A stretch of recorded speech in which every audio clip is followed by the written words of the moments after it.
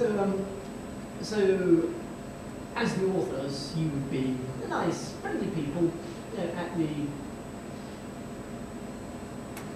soiree type thing. Yeah. Okay. With the publishers at the book fair and so on, being nice and saying, oh yes, I've done this, and my agent's over there, and here's all the details if you like it. That's and the point. they're all nice, and then suddenly they get the shock of their lives when the agent turns up and says, right, sign here in blood. That is your agent's job. It means that you maintain your reputation as being someone nice to deal with. Yeah. And agents are it's like lawyers. But here's the you have to put up difficulty. with them. Here's the difficulty as well. A lot of us, with the best will in the world, though we know how much work it takes to produce, for example, a book or a miniseries, find our voices choking in our throats when we suddenly have to turn to another human being and say, and now you need to give me $125,000. And that's to start with. That's where we're beginning the negotiation. A lot of us, with the best will in the world, don't really believe our work is worth that much, even though that's what other artists of our caliber are getting, or in some cases considerably more.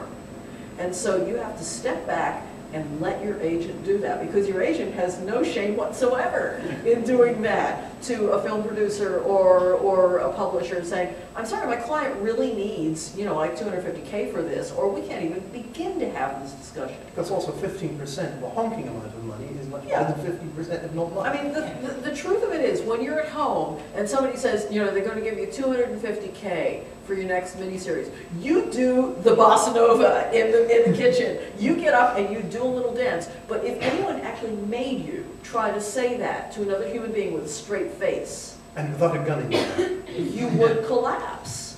And some of us, it's upbringing. The Northern Irish thing. Don't put yourself forward. Right? Yeah. Don't ever say what you actually think you're worth, because then someone comes and says to you, you're not worth that much, and they turn and you wilt.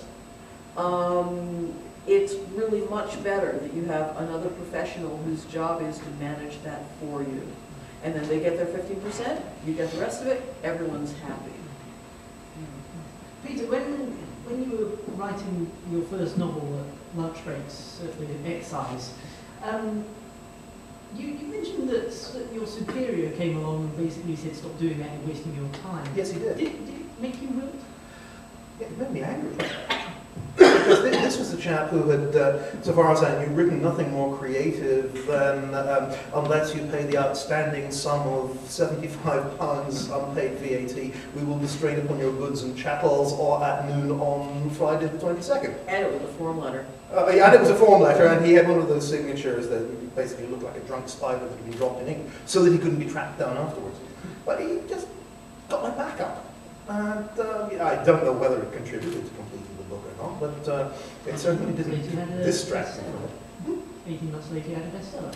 Well, I had a book in print that I hadn't paid to have in print. And it was selling. And it was selling, yes. Well, here's so, yeah, there was a certain amount of satisfaction, and I never got an apology from him. You must talk about the closure. What I did get was a form letter, another form letter, from the Collectorate of Customs and Excise, whatever the deuce that is, with sort of 3 scribbles at the bottom. We see that you have succeeded in having a book published. We congratulate you. And I looked at it, I still have it in my scrapbook at home, and I have yet to visualize exactly what the Collectorate looks like. It's some sort of multi-headed Cthulhuid monster, I suspect, with a fountain pen in each tentacle. Is it somebody's PA? Is it 6 guys in a room who meet like once every 6 months? It's a big office, too important for someone like me to ever get near. Either way. And it's got a big carpet, so people can be carved. You can hide in that carpet probably. Yeah. But that was it. After that, I spent another, 3 years working for them, and then basically got the hell out.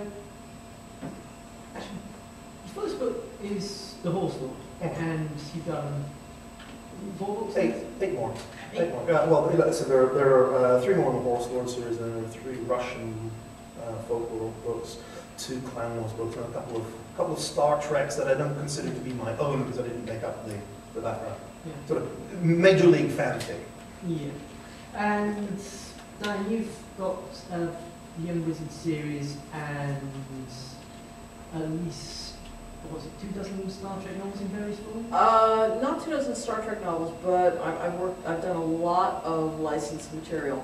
So I did the count the other day, I've just ticked over 50.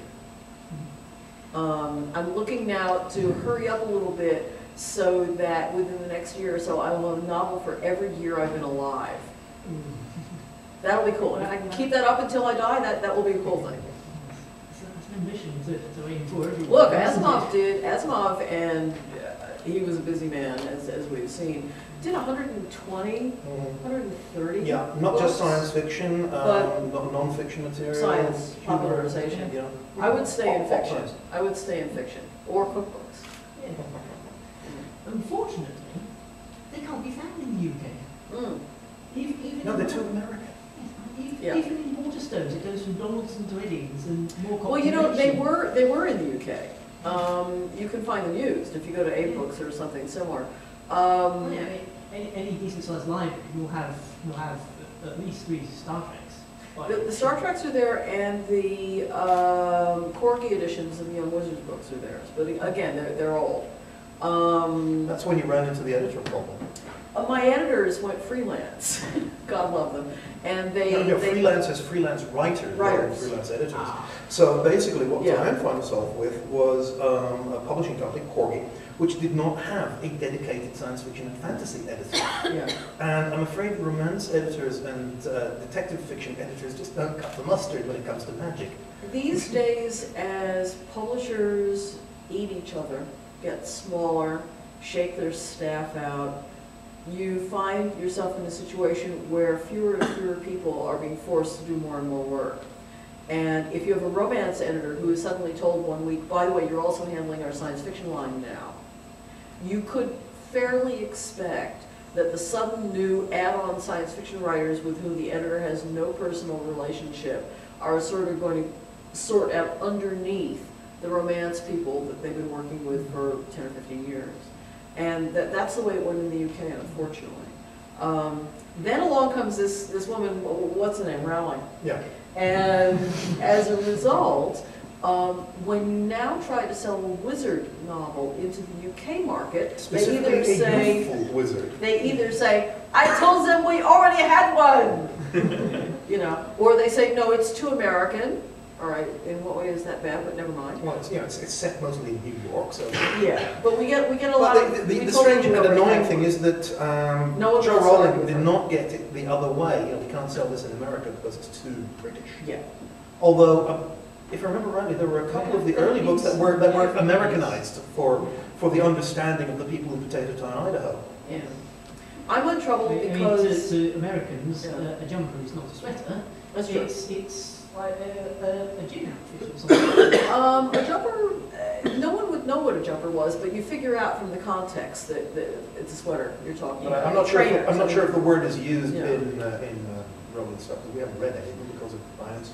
Well, no, I'm fairly sure that an American discovering a can of faggots in rich gravy would not jump to the wrong conclusion the way our friend Michael from Los Angeles did. Yeah, he said, you're really mean to your gay people, aren't you? And we said, no, Michael, it's not like that, really. Mine was the place selling landfill for the garden, clean hardcore. Yeah. He wanted that one explained as well. Yeah. Yeah. But Terry once asked us, or I asked Diane more specifically, what would the American equivalent be of, what was it, a Morris I Minor? was looking for a Morris Minor. I wasn't sure what to tell him. In connection with, I think it was Granny Weatherwax's broomstick, which was the equivalent of a wood-paneled Morris Minor?